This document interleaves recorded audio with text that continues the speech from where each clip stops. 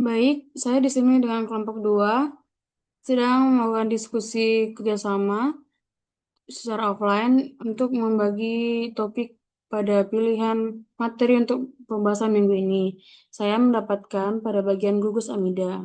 Di sini saya mencari jurnal dengan rekomendasi dari GPT dan saya memilih atau mengambil jurnal dari Dissolution of Pharmacokinetic Studies of Paracetamol Crystal Obtained Using Four Method. Di sini saya mengambil jurnal dengan indeks kuartil 2. Dalam jurnal ini saya mengambil sebuah kutipan yang menjadi permasalahan, yaitu larutan paracetamol atau bahan aktif farmasi atau dan APA dan kristalnya diukur dan dibahas. Dalam percobaan disolusi, kristal menunjukkan laju pelarutan yang jauh lebih cepat dibandingkan APA dalam media cairan lambung simulasi dengan pH yaitu 1,2.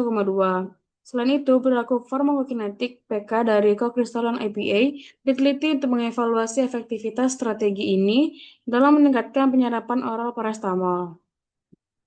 APA di sini artinya aktif pharmaceutical ingredient, yang berarti zat aktif utama dalam suatu obat yang bertanggung jawab langsung terhadap efek terapeutik atau farmakologis pada tubuh.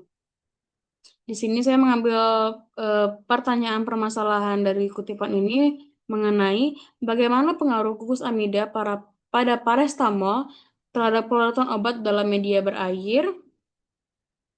Dan saya mengambil jurnal penyelesaian dari rekomendasi GPT juga.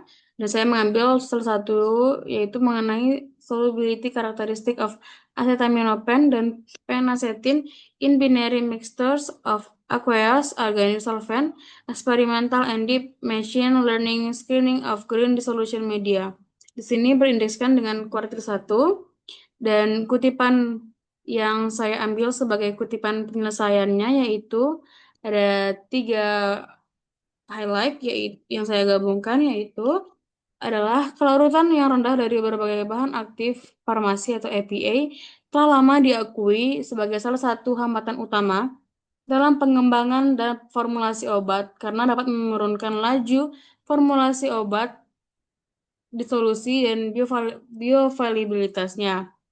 Dalam konteks ini, paracetamol termasuk EPA dengan kelarutan terbatas, sehingga perlu dikaji dalam berbagai sistem pelarut. Oleh karena itu, kelarutan paracetamol dan senyawa sejenisnya telah diukur secara ekstensif dengan data lengkap, disajikan dengan materi tambahan, termasuk pengujian pada 20 pelarut murni seperti air, metanol, etanol, dan lainnya.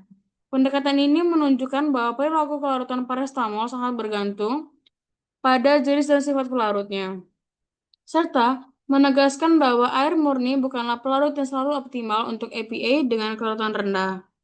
Jadi dalam kutipan ini saya menyimpulkan bahwa jawabannya yaitu gugus amida pada paracetamol tidak mampu memberikan kelarutan tinggi dalam air murni, sehingga paracetamol tergolong APA dengan kelarutan terbatas di media berair. Kelarutan paracetamol meningkatkan secara signifikan hanya ketika lingkungan pelarut dimodifikasi, misalnya dengan campuran DMF atau air, bukan di air saja. DMF itu adalah dimetilformamida yang berarti adalah pelarut organik polar aprotik yang banyak digunakan dalam kimia dan penelitian farmasi. Pembahasannya yaitu dalam jurnal ini membuktikan bahwa secara eksperimen bahwa air murni bukan pelarut optimal untuk paracetamol. Meskipun molekulnya mengandung gugus amida yang bersifat polar, hal ini menunjukkan bahwa gugus amida paracetamol bersifat netral dan terlibat kuat dalam ikatan hidrogen antar molekul di struktur kristalnya, sehingga menghambat interaksi dengan air. Akibatnya, paracetamol sulit larut dalam media berair. Ketika air dikombinasikan dengan pelarut yang mampu memperkuat interaksi pelarut obat, seperti contohnya DMF, kelarutan meningkat. Ini yang mengakibatkan larutan meningkat.